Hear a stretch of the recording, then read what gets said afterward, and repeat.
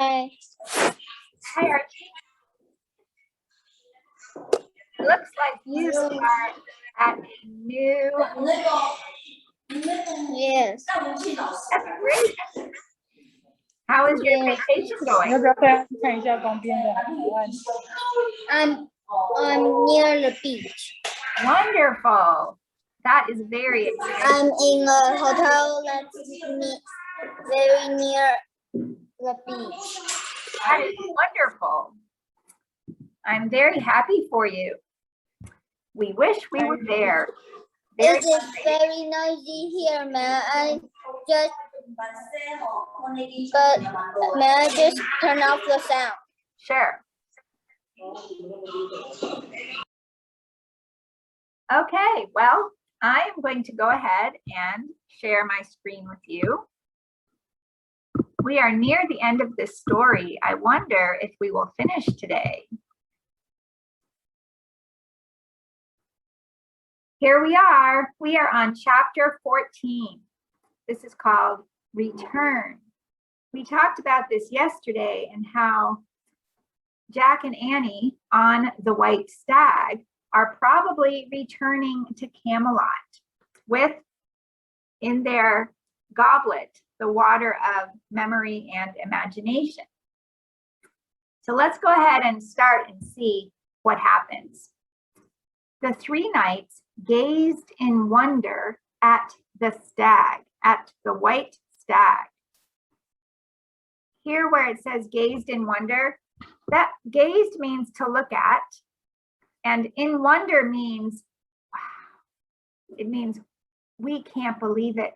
That is wonderful. That is amazing. We don't know what to say. So it's kind of the jaw drops open with, right? They just are so amazed. They have never seen a white stag before, I don't think. Here, take this, Annie said to Jack.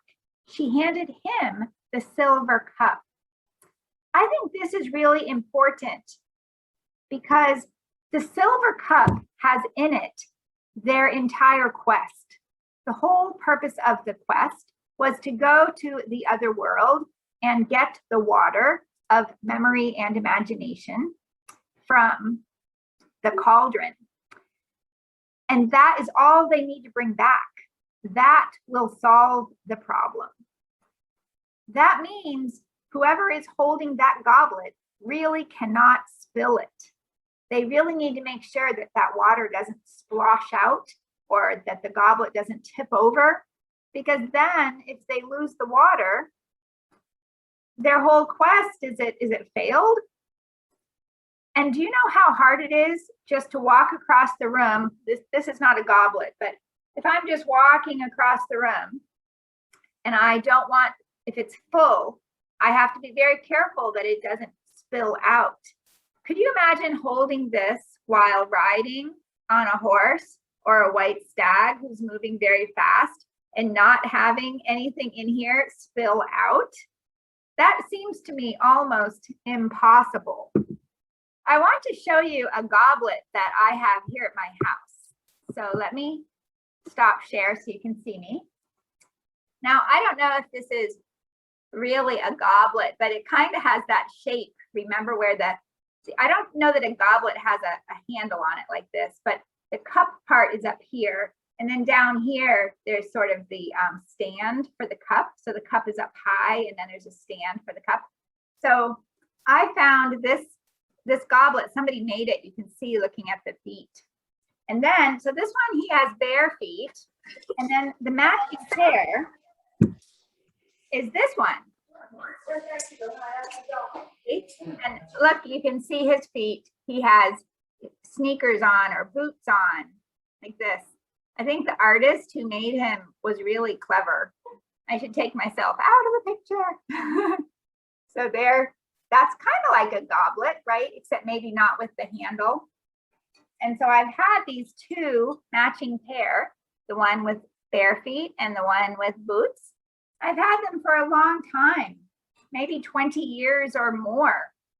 I just found them someplace and I thought they were really cool. But could you imagine if I had, you put the goblet in the front door, right? yes, We go inside the front door and turn right, and we can see it. yes, that's right. I don't use these for drinking because they're just really special to me, and I want to kind of make sure they never accidentally break. But could you imagine if this was full of water and I'm riding on a horse or a stag and I'm trying not to let any spill out? I don't know how that's possible. And their whole quest is dependent on them not spilling any water from this goblet while they're coming back. So the responsibility that Annie just handed to Jack is amazing to me. She's like, here, you carry it.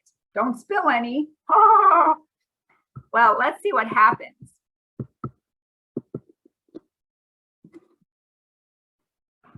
So Annie handed him, Jack, the silver cup, the goblet. Then she slipped off the back of Lancelot's horse and ran to the stag. Thanks for coming for us. Now, who is she talking to? Let's see. She cried, throwing her arms around his neck. Round whose neck? Well, she just ran to the stag. So she throws her arms around the neck of the white stag and says to the stag, thank you, white stag, for coming for us. The three knights looked at Jack. I can just imagine the look on their face. I bet they just can't believe it. I bet their jaw is still hanging open with, what's happening? Jack says to them, you know, when they're looking at him, just their look is asking him a question. The question is, what's happening? Where did that white stag come from? And Jack says, that's the white stag. So he answers the question that they have, but they have not asked it out loud with words, just in their face. He can tell they have this question. That's the white stag, said Jack. He brought us here. Are you wizards? Sir Percival asked in a hushed voice. This adjective, hushed, it means like a whisper, a very quiet voice, but it's almost one that is, I'm going to use the word reverent. Reverent, oh, let's make that a little smaller. If we revere something, which means if it's very special to us and we treat it with great respect, then we would say it is that we are reverent. So reverent is a word that means we are acting in a way that is very respectful to something, to someone. Almost like we're around something that is so special and so important that we might lower our voice and use a hushed voice. So they must feel like wizards are so like awesome, so special, so amazing that they need to be very respectful of them and almost lower their voice, almost like you would around the king, I suppose. No, just ordinary kids, said Jack, but I know he is magic. He's talking about, who is he? I know he is magic. He's talking about the white stag. I forgot your microphone's off. We got here from Camelot in no time at all. I guess he, the white stag, has come to take us back. Then you must go with him, said Sir Lancelot. You will have a much faster journey, I can assure you. Assure means I can say it is definitely so. I'm sure. Sir Lancelot held the silver cup as Jack slipped down from the black horse. Then Jack took the cup and carefully climbed onto the back of the stag behind Annie. He held the cup with both hands as the stag stood up.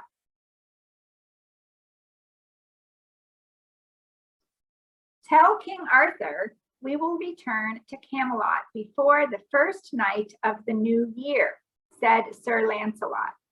Farewell, Jack and Annie. That means goodbye, said Sir Galahad. Godspeed. This is another way, kind of a very formal or fancy way of saying goodbye. Godspeed, said Sir Percival. Same to you, said Annie. Have a safe trip, said Jack. Okay, so they've all said their goodbyes.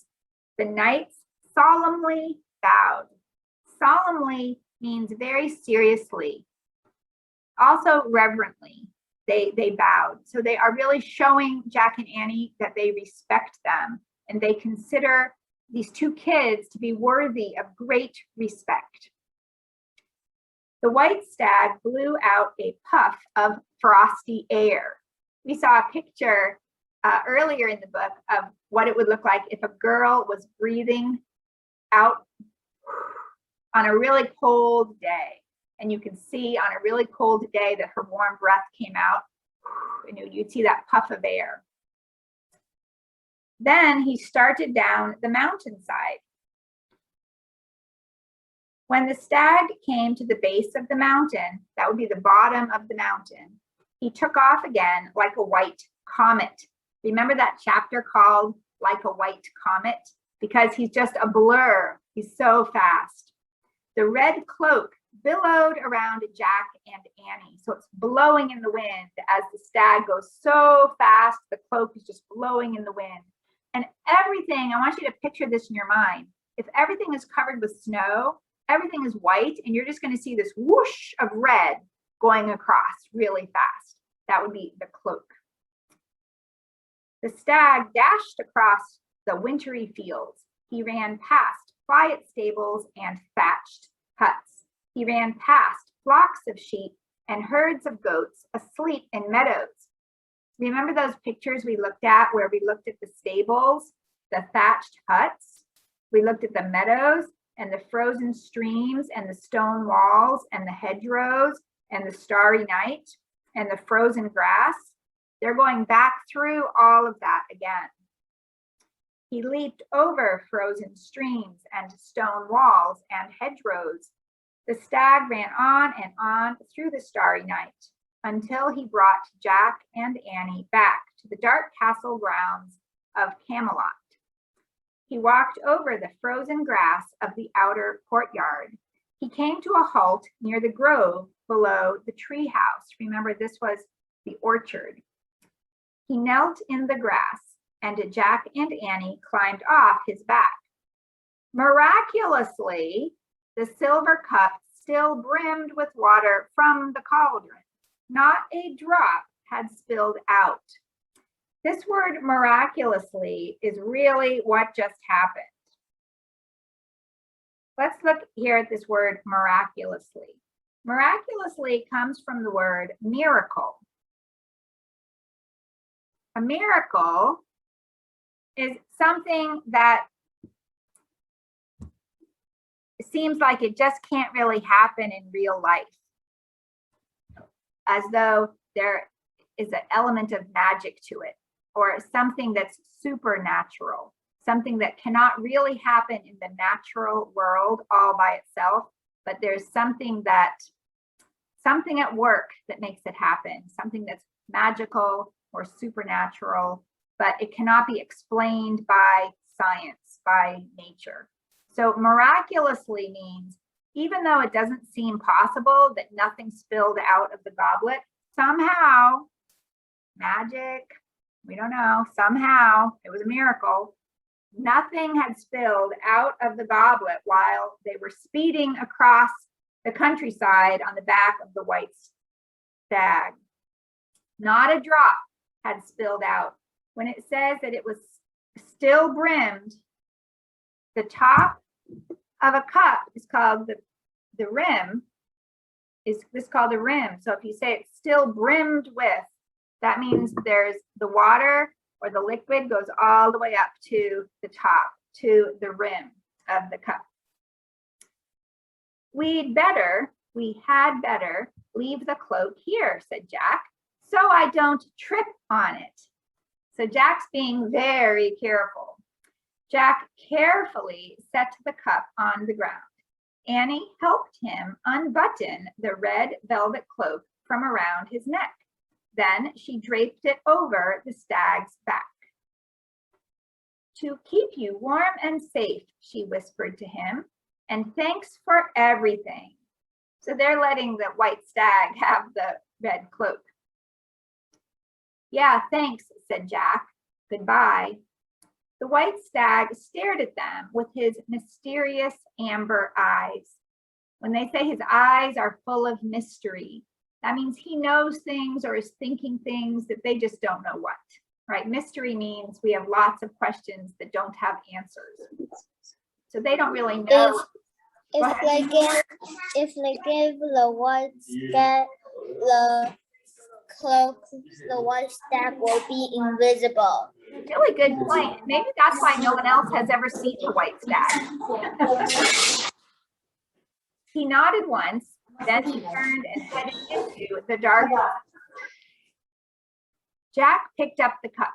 Come on, he said. He started walking quickly through the outer courtyard. Careful, careful, said Annie. I think it is so funny that Annie is the one saying careful, because Annie hardly ever seems like she's careful. You know, when I think of Annie in every story I've ever read about Jack and Annie always seems like, let's just do it. Don't worry. Don't be careful. Don't be cautious. Just do it. And here she's saying, careful, careful. I got it, said Jack.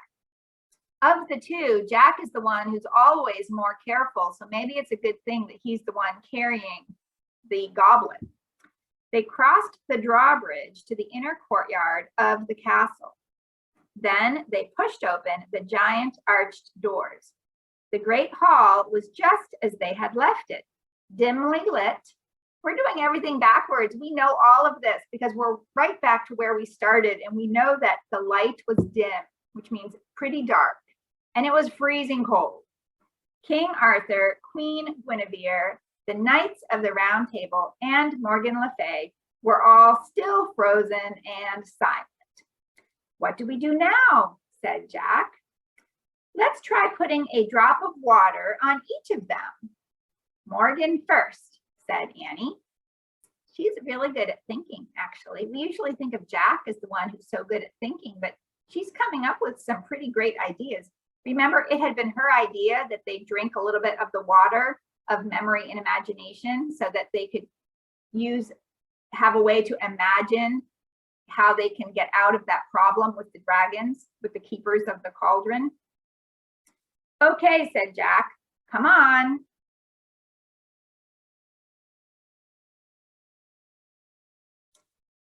Holding his breath and keeping his eye on the cup, Jack walked carefully toward the round table. Suddenly, his left foot stepped on the shoelace of his right sneaker and he stumbled. That means he tripped.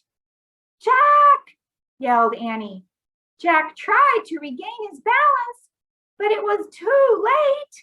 As he fell to the floor, the silver cup slipped from his hands. Oh no! Oh no! We can see him coming. We can see that they're frozen. Okay, they're not moving. These two come in. He's holding the goblet. He has it in both hands. He's being super careful. He even took the cloak off so he wouldn't trip on it.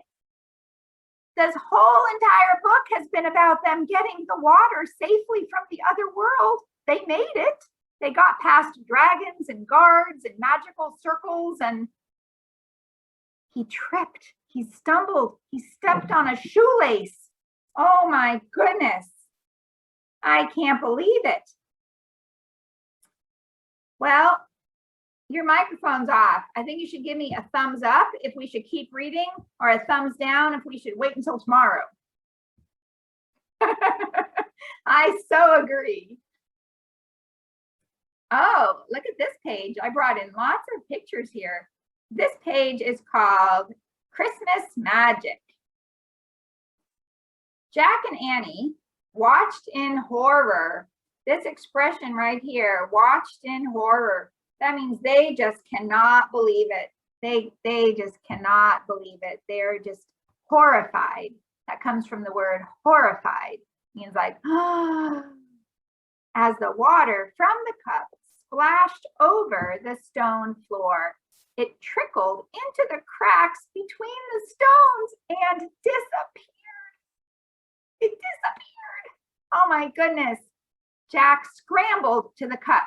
That means he, as quick as he could, he got down there and he picked up the cup, hoping to get something left in the cup, but it was completely empty.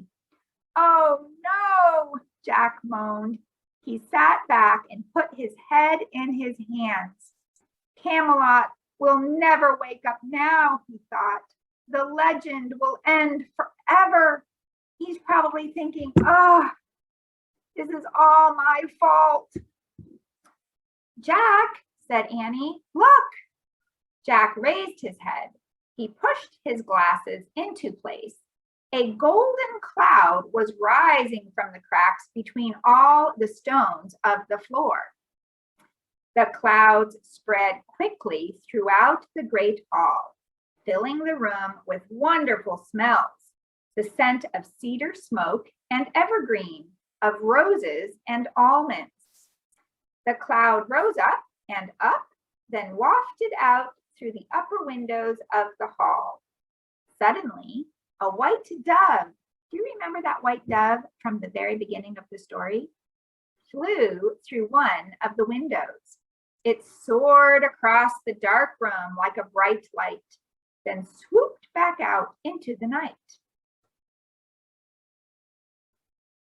Soft, gentle laughter came from the end of the hall. The laughter grew louder. We have not heard any laughter in Camelot this entire story until right now. Jack saw King Arthur and Queen Guinevere looking at one another. They were laughing. The knights of the Round Table were laughing too. Ooh, this is good news. Now right here, let's look at these scents. A scent is what something smells like. Now, back when we were in the crystal cave with those 4 dragons, they had a stench. A stench is a smell that is so bad, you just want to hold your nose because it's just so bad. It's like, ugh. But a scent is just something, how something smells, okay? These are going to be, they are going to smell the scents of cedar smoke, evergreen, roses, and almonds. So I wanted to show you first a cedar. Here's a picture from a cedar tree. Here's another picture from a cedar tree. A lot of people like to use the wood from a cedar tree for making furniture. There are a lot of different kinds of cedar trees. These are different types of cedar trees. So they do not all look the same, but they are all an evergreen type of tree. They are a coniferous type of tree. You can see this word coniferous. They're replacing the I in coniferous right here with a little tree. Coniferous means that they have a pine cone and that they do not have leaves. They have these needles, these green needles that will stay green all year. So these are different kinds of cedar trees. And you can tell one by looking at what the needles look like. And so here they're just showing 3 different kinds of cedar and also the different cones. Here you can look at some evergreen trees. Not all evergreen trees are cedars.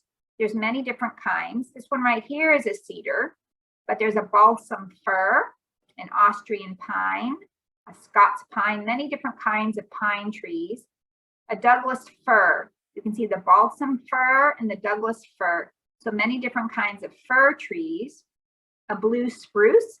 There are many different kinds of spruce trees. And you can see down here that each kind has a kind of pine cone. And by looking at the pine cone or the cone, I shouldn't say pine cone, a pine tree would have a pine cone, but these are all coniferous trees. And when you look at the, where did I have the word coniferous? Right here. You can see that the first part of coniferous is the C-O-N, like a cone, like a pine cone.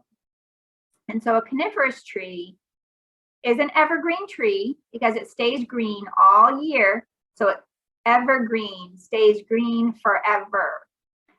And it will have a cone. And a lot of these trees are used as Christmas trees, actually. So these are different. Each one of these is a different kind of coniferous tree or a different kind of evergreen tree. The scientific name would be coniferous, but we call it an evergreen tree because it always stays green. These don't fall off in the fall like leaves would do. And if you like to know about trees, like when you're hiking and you want to say, oh, look at this kind of tree or look at this kind of tree, you can learn the names of different kinds of trees by studying the type of needles that they have or the type of cones that they have. Or for the trees that, if it's not a coniferous tree, then it's a deciduous tree. These are kind of some technical science terms, but a tree is either coniferous, which means it's an evergreen tree and it's going to have cones, or it's a deciduous tree. And that means it's going to have leaves that will fall off in the fall. So if you want to know about different kinds of deciduous trees, you would learn about what do their leaves look like. And by looking at the shape of the leaf, you can tell what kind of tree it is. With the coniferous tree, you can look at the shape of the needles or the cones, and then you can know what kind of tree it is. Okay, roses are a kind of flower. Lots of ladies like to get roses. I bet lots of men do too. They're very beautiful. They're very beautiful flowers and they have a really nice scent. They come in many different colors.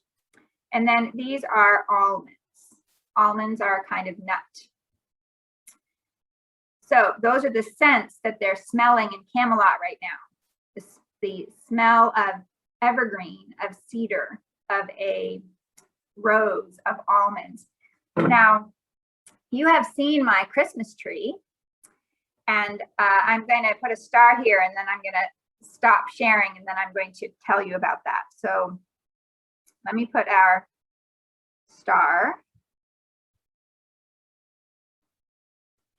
Okay, let me hit stop share. So you have seen our Christmas tree. Our Christmas tree is not real, so it does not have a smell or a scent. Many homes in America and around the world who like to have a Christmas tree might like to have one that's real.